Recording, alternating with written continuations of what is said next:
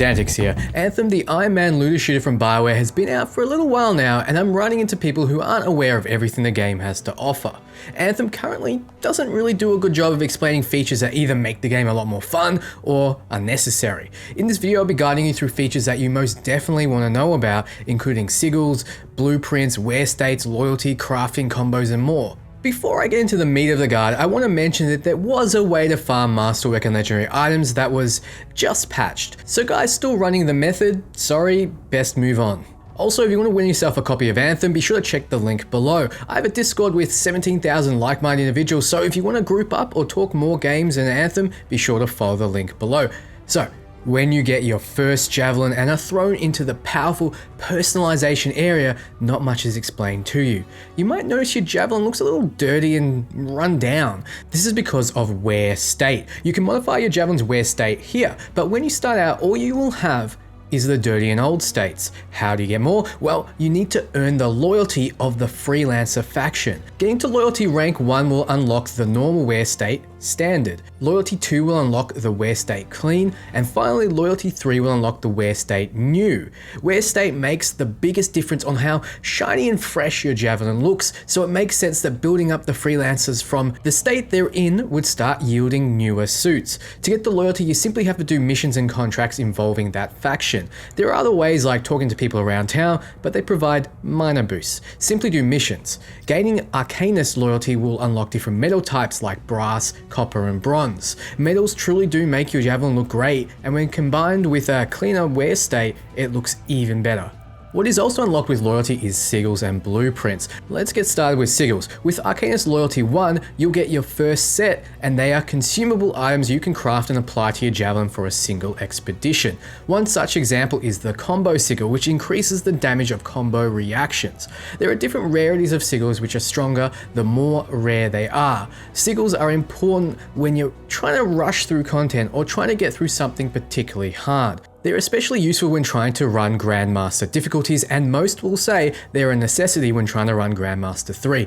You have 3 slots to equip consumable items at level 30, which means you can have 3 powerful bonuses equipped at one time late game, but slots are unlocked at level 10, level 20, and level 30, so you'll have to wait until level 10 to be able to equip one. You unlock the ability to craft them with loyalty, as mentioned before, but to do so you have to go over to the consumable section when you're in the expedition screen, then tab over to the craft section.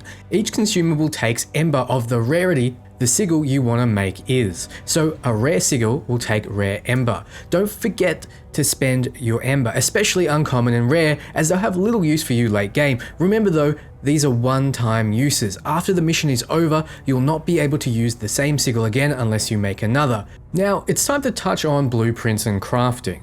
After you finish the mission for Prospero, in which you collect ember in free play, you unlock crafting. You unlock blueprints with loyalty, and you can also develop them. This will take a little bit of an explanation. So, components, items that you can equip to your javelin to give it a boost to its stats and effectiveness, kind of like gear is in traditional RPGs, can be crafted. To do so, you need to get the corresponding blueprint. You unlock the component blueprints through Sentinel and Freelancer loyalty. The higher the loyalty, the rarer blueprints you'll get. Sentinel giving universal components unique to javelin types, and Freelancer giving universal component blueprints. All you need to do to craft these components is to go to the forge, go to your components, and tab over to craft. If you have the required crafting material that you get out in the world or from salvaging items, you can build the item. With uncommon items and higher, you'll get random inscriptions, so you can keep crafting until you find the ones you want. This is the best way to do it. So how about crafting weapons and gear? Well, that's slightly different. You have to earn the right to craft those. To be able to craft common weapons and gear, you have to own that weapon or gear item first. If you want to craft higher rarities, you need to use that said gear or weapon enough times.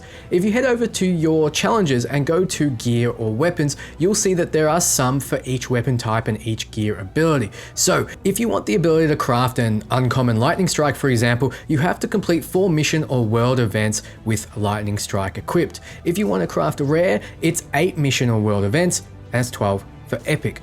All up, that's 24 missions or world events. The easiest way to farm up epic blueprints is to simply free play and power through as many world events as you can, as they're pretty fast. To craft, you simply have to head over to the forge, go to your weapon slot or the gear slot, tab over to craft and select the item you want. If you have the materials, it's good to go. If you don't, the best way to get materials is in free play, as there are chests and breakables with crafting material everywhere. Crafting serves to supplement your build style. If you really want a powerful Devastator sniper rifle, Guardian rifle, Lightning Strike and Frost Shards for example, take them all into free play, grind out some world events. You'll come out of it with the ability to craft higher rarity versions. Once you have the blueprints, that's it, you don't need others. The items you craft will always be the level you crafted them. So you have some cool gear, but what exactly do all the symbols on the gear and weapons mean? Let's take a look. Here we have Lightning Strike. Next to its name is an explosion that looks kind of like a throwing star. That means it's a detonator ability. If a target is primed, this ability will set a combo off. Each javelin has a different combo effect. In the Storm's case, it's a chain combo, but I'll run through these later.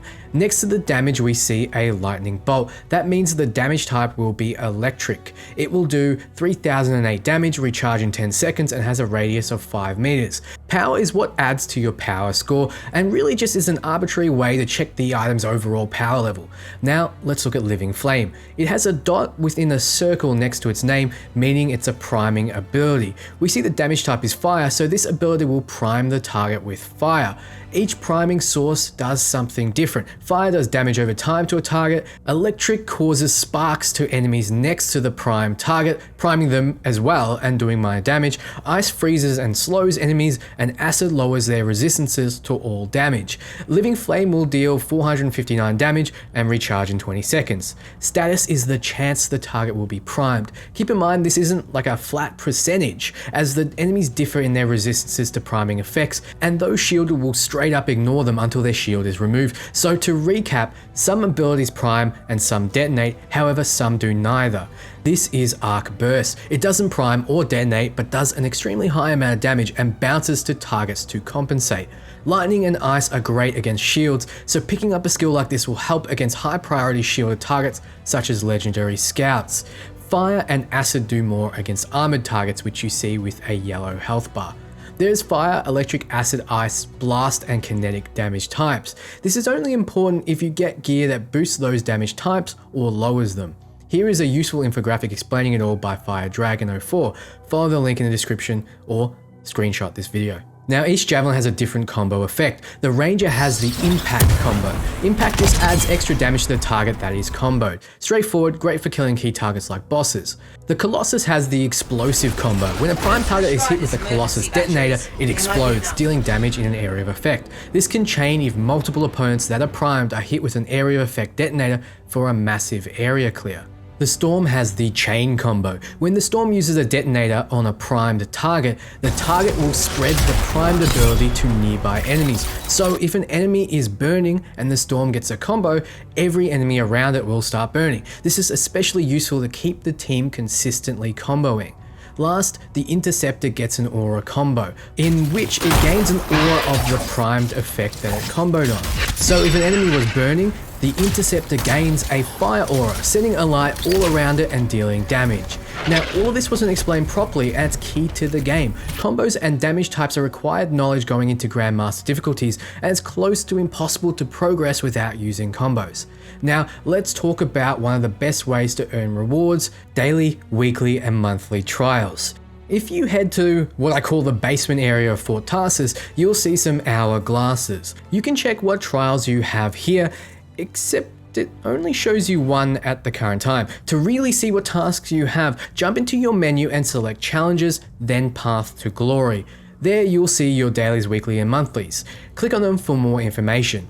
This daily wants me to earn the Ultimate Master feat by defeating enemies with my ultimate in 3 games. The reward is crafting materials. This is the weekly I have left as of this particular recording, which is a quick note. This is a few days old, as most of what I can show you now is either Spoiler Town or already completed. So if I complete 10 strongholds, I'll get 2,000 coin. Coin can be used to buy crafting materials or cosmetics from the store. Both the monthlies I can complete reward Masterwork Rarity Embers, used to craft masterwork items. This completed daily rewarded 500 coins and crafting materials. Make sure to check on what Path to Glory objective you have every day and track them with the button below. In fact, track all you need to keep an eye on. A tracked objective will appear to the right of your screen while in game. After every mission, there'll be people around for tasks that you can chat with. This is mostly not part of the larger story and involves getting to know the residents, but I recommend doing it anyway, if only for the small reputation gains. Remember to check your map after every mission, look to see if there's any double down facing triangles which represent missions you can pick up, or a person silhouette with 3 triangles in it that represents faction quests, or scrolls which represent contracts, and speech bubbles which represent the aforementioned conversations. You can opt to skip these conversations if you don't really care about the lore, story, or character building, and there's no punishment for doing so. However, I do recommend immersing yourself and checking in, as some paths the NPCs can take you down are interesting. Now, repairing a fallen ally is sometimes a risky maneuver, but every class has a way to make it easier. The ranger can use muster point to encase it and its ally in a damage absorbing bubble before repairing. The storm can put down a wind wall to block damage from the most dangerous direction. The colossus can repair while its shield is up, making it tank a lot more damage. Just be sure to position yourself right. Finally, the interceptor. The interceptor is arguably the most powerful repairing a team, as its ultimate, unlike the others, makes you able to move around freely. While in ultimate form, all javelins are damage immune, so the interceptor can activate its ultimate and repair without fear of being destroyed in the process. Another thing people don't realize is that they can do the interceptor triple dash. If you hold down the dodge button or key, you can press a direction and you'll dash, immediately press another and then another to triple dash. Some masterwork and legendaries require triple dash to give powerful effects, and dashing is also extremely useful on its own, letting you dodge rockets and snipers. The interceptor also recharges shields faster when moving, so dodging further keeps you healthy. The storm gets a damage resistant shield when hovering, as well as gets a faster shield recharge. The storm can hover for much longer than other javelins, so fully take advantage of that, since most abilities from a javelin can be blocked by your teammates. You can use this block to good effect though, as if your teammate is burning and therefore unable to fly, you can throw some ice their way and it'll get rid of the effect. This is especially useful against Ash Titans, as they apply fire to everyone. Using the Elemental Empowerment Storm component and Frost Shards, you can indefinitely cast Frost Shards. Then use Lightning Strike to further spread the effect. This little combo turns the Storm into an amazing crowd controlling javelin that's able to keep its team free from fire at a moment's notice. The same thing applies when your ally is frozen. You can throw fire to thaw them. It should be said that while in a group with your friends, if you have different missions and contracts, they will all appear on the map for the leader. If you don't have the mission, you can still do it with your friend, but you won't be credited for completing it until you're actually up to it in the storyline, at which time you'll need to do it again. So be sure to have your group do the missions of the player who is behind everyone else, or just do contracts and free play. Finally, when you start out the game, you won't realize just how important hovering, dodging, and melee is. If you're playing on mouse and keyboard, I highly recommend binding these keys to something you can reach. I personally have melee on mouse button 4, dodge on mouse button 5, and hover on the middle mouse button. This means my fingers don't need to move away from WASD, Q, E, Shift, and spacebar.